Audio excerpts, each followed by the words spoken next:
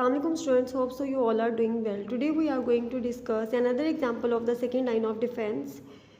In the previous lecture we have discussed about the killer cells and now we are going to discuss about the protective proteins. Killer cells में हमने different cells के बारे में जिनमें macrophages, neutrophils और natural killer cells थे इनको discuss किया था. And students, now we will discuss about the protective proteins, that how the proteins protect us from the pathogens.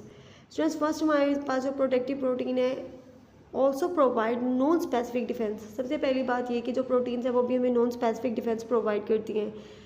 We have already discuss about the non specific defence that it is a defence that is not specific to any pathogen. ये कोई भी pathogen हो सकता है, कोई भी foreign particle हो सकता है जो हमारी बॉडी में एंटर हो सकता है.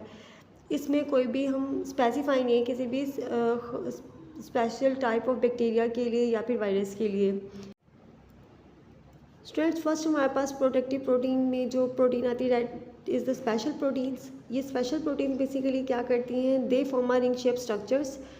रिंग शेप स्ट्रक्चर बनाएंगी और किसके अराउंड ये स्ट्रक्चर बना रही हैं, ऑफ द इन्फेक्टेड सेल्स. वो सेल्स जो वायरस या फिर किसी भी पैथोजन से अफेक्ट हो चुके हैं उनके अराउंड ये क्या करते हैं, रिंग शेप स्ट्रक्चर बनाती हैं. और फिर रिंग शेप स्ट्रक्चर बनाने के बाद ये रिंग शेप स्ट्रक्चर उन इन्फेक्टेड सेल्स की मेम्ब्रेन को रप्चर कर देता है और सेल की डेथ हो जाती है. तो बेसिकली यहाँ पे जो ये स्पेशल प्रोटीन्स हैं ये किस पे अफेक्ट कर रही हैं, ये हमारे अपनी बॉडी सेल पे ही अफेक्ट कर रही हैं, लेकिन वो body cells that are infected by the pathogens. Second हमारे पास जो टाइप आती है that is interferon. Interferon is another protective protein. ये भी प्रोटेक्टिव प्रोटीन्स हैं. ये क्या करेंगी, it release by the cell infected with virus. हमारे वो वाले सेल्स जो वायरसेस से इन्फेक्टेड हुए हैं ये इंटरफेरोन प्रोटीन्स क्रिएट करते हैं. उन्होंने ये बेसिकली एंटी वायरल प्रोटीन की मेकिंग स्टार्ट करवा देते हैं नियर बाय सेल्स में, जिसकी वजह से क्या होता है कि जो रिमेनिंग सेल्स हैं जो उस सेल के अराउंड प्रेजेंट थे वो अपने आप को रेजिस्ट कर सकते हैं वायरल इन्फेक्शन से. मतलब अपने आप को वो उस वायरस से बचा सकते हैं जिसने पहले उस सेल पर अटैक किया था. So this is interferon. Students next हमारे पास जो कैटेगरी आती है सेकेंड लाइन ऑफ डिफेंस में दैट इज़ इन्फ्लेमेशन. इन्फ्लेमेशन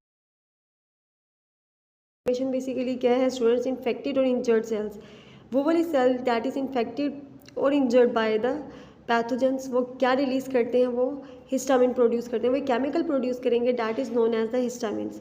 ये जो हिस्टामिन्स हैं ये बेसिकली क्या करेंगे कि जहाँ पे ये प्रोड्यूस हो रही है वहाँ पे ये लोकल एक्सपेंशन कॉज करेंगी. किस चीज़ की, ब्लड वेसल्स की. जो हमारी ब्लड वेसल्स हैं ये वहाँ से स्वेल कर जाएंगी. ब्लड वेसल्स की जब स्वेलिंग होगी तो उसकी वजह से वहाँ पे रेडनेस भी होगी और वहाँ पे हीट भी प्रोड्यूस होगी. ये हीट, रेडनेस और swelling these three are the conditions जिसकी वजह से हमें ये पता चलेगा कि ये इन्फेक्टेड और इंजर्ड सेल थे, हिस्टामिन रिलीज़ हुई है. स्ट्रेस अब ये वाली जो कंडीशन है इसको हम क्या कहते हैं, इन्फ्लेमेशन. इस response is often strong enough to stop spread of microbes. और इसकी वजह से क्या होता है कि जब ये वाला रिस्पॉन्स आता है, इन्फ्लेमेशन वाला रिस्पॉन्स शो करती है हमारी बॉडी, तो उसकी स्टूडेंट्स बेसिकली जब इन्फ्लेमेशन होती है हमारी बॉडी में तो ये एक स्ट्रॉन्ग रिस्पॉन्स है. इसकी वजह से जो माइक्रोब्स हैं, जो माइक्रो ऑर्गेनिज्म हमारी बॉडी में, जो पैथोजेंस हमारी बॉडी में एंटर हुए थे उनकी स्प्रेडिंग को स्टॉप कर देता है. सो ये एक हम ये कह सकते हैं कि ये हमारी बॉडी का एक स्ट्रॉन्ग रिस्पॉन्स है टुवर्ड्स द पैथोजेंस. नेक्स्ट हमारे पास सेकेंड लाइन ऑफ डिफेंस है that is fever.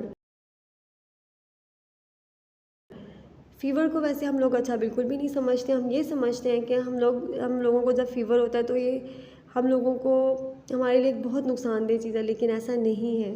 It is also the second line of defence. Fever में बेसिकली क्या होता है कि जब मैक्रोफेजेस पैथोजेंस पे अटैक करते हैं they release chemical called the pyrogens. ये हमारे ब्लड में केमिकल प्रोड्यूस करता है, ये हमारे ब्लड में केमिकल प्रोड्यूस करता है that is known as the pyrogens. और ये पायरोजेंस क्या करते हैं, ये ब्लड के थ्रू मूव करते हैं towards the brain.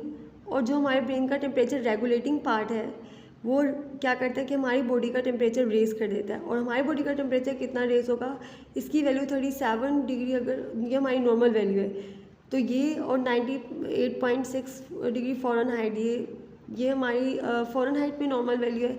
Students basically जो हमारी बॉडी का नॉर्मल टेम्परेचर है इसकी वैल्यू से रेज़ हो जाएगी. जब इससे वैल्यू रेज़ होती है तो हम इसको क्या कहते हैं कि हमारी जो बॉडी का टेम्परेचर है वो इंक्रीज़ हो गया है. Higher the normal body temperature is known as the fever. जब हमारा जो बॉडी का टेम्परेचर है वो नॉर्मल बॉडी टेम्परेचर से ज़्यादा हो जाएगा, that condition is known as the fever. It increases the activity of phagocytes and slow the bacteria and viral growth.